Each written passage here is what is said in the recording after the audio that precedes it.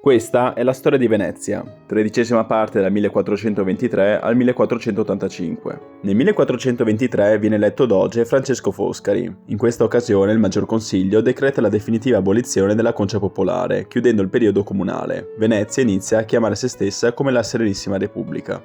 In quello stesso anno, approfittando della debolezza del morente impero bizantino, viene approvato l'acquisto in Oriente della grande città commerciale di Tessalonica. La città, sotto assedio da parte degli ottomani, viene ceduta a Venezia. Nel 1426 la politica espansionistica del Foscari si concretizza con l'entrata in guerra contro il Ducato di Milano. Nel 1427, dopo la battaglia di Cremona, i veneziani al comando del conte di Carmagnola riescono a battere i milanesi nella battaglia di Maclodio, portando i confini della Serenissima sull'Adda, conquistando le città lombarde di Bergamo, Brescia, Crema e i territori della Val Camonica. Nel 1430 i successi in Italia vengono parzialmente offuscati dalla perdita di Tessalonica, alla fine conquistata dagli ottomani.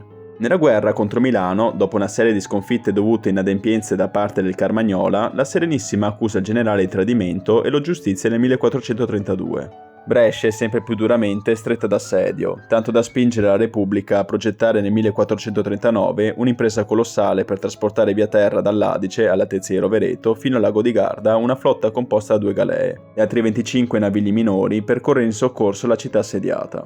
Nel 1441 la pace di Cremona conferma le conquiste veneziane di Peschiera, Brescia, Bergamo e parte del Cremonese. Nello stesso anno la Serenissima acquista anche il possesso delle pontificie Ravenna, Rimini, Faenza, Imola e Cesena e della Trentina Rovereto. A Milano, con la morte di Filippo Maria Visconti nel 1447, la dinastia dei Visconti viene deposta e sostituita con l'Aurea Repubblica Ambrosiana. I veneziani ne approfittano per occupare Lodi e Piacenza, ostile al nuovo governo milanese. Milano dichiara guerra a Venezia chiamando in soccorso il capitano di Ventura Francesco Sforza.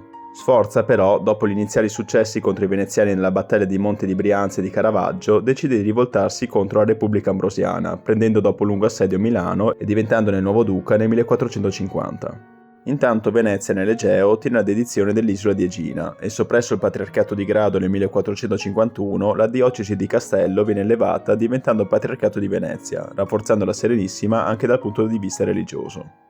Nonostante i successi in Oriente e in Occidente, il mondo veneziano muta radicalmente quando nel 1453 il sultano ottomano Mehmed II conquista Costantinopoli, ponendo fine alla plurimillenaria storia dell'impero romano.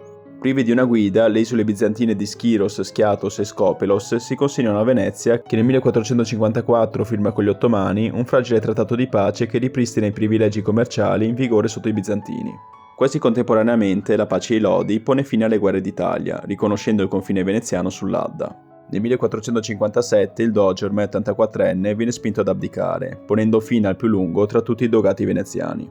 Al Foscari succede Pasquale Malipiero. Nel 1460 le armate ottomane travolgono il ducato di Atene e il despotato di Morea, uno degli ultimi baluardi bizantini. Malipiero muore nel 1462 e gli succede Cristoforo Moro, che accoglie la dedizione dell'ex bizantina Malvasia.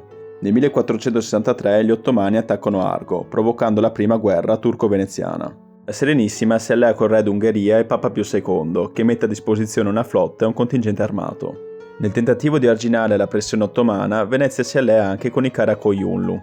Il doge Moro nel 1464 raggiunge Ancona per ricongiungersi alla flotta pontificia, ma l'improvvisa morte di Pio II lo convince a rientrare in laguna. Di fronte alla debolezza del Moro, nel 1468 il Maggior Consiglio ripristina i poteri del Consiglio dei Dieci.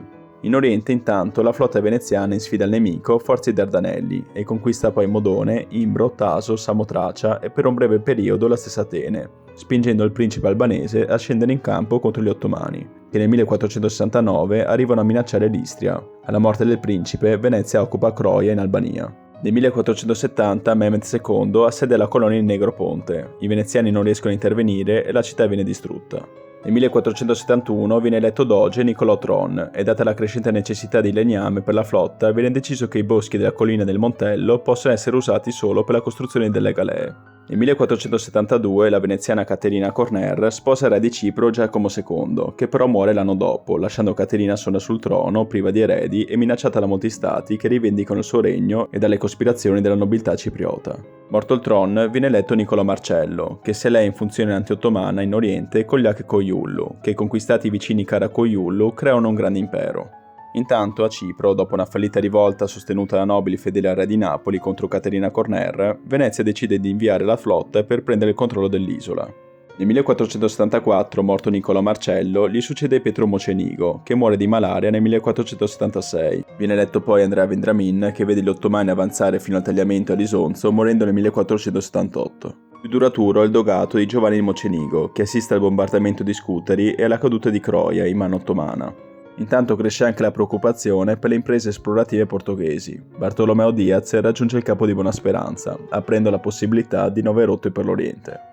Perduta gran parte delle Cicladi e persa l'isola di Eubea, nel 1479 la Repubblica esausta firma con gli ottomani una pace umiliante. Appena conclusa la guerra, Venezia viene colpita duramente dalla peste. Nel 1480 poi gli ottomani occupano nell'Ionio le napoletane isole di Santa Maura e Cefalonia, incendiando Otranto e realizzando un porto militare a Valona.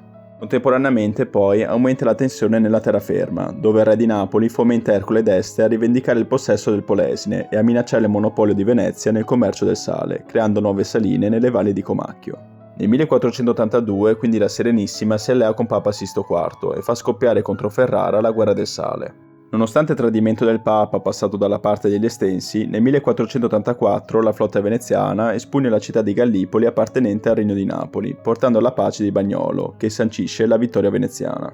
Il doge Mocenigo, dopo essere stato colpito per la seconda volta dalla peste, muore nel 1485, venendo seppellito in tutta fretta per evitare il contagio.